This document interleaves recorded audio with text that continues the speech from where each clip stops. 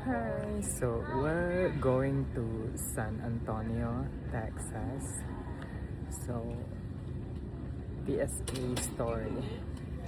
So every time I travel and every time I go through the security, the TSA, they always got me because they always find something down there.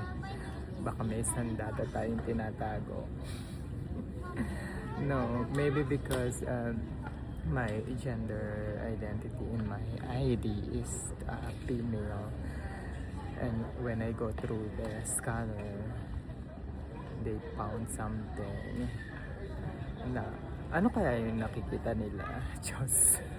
Charot lang. So ayun na nga, pupunta tayong Texas, magliliwaliw tayo sa Texas, San Antonio, right? Cheers, bye, happy travel.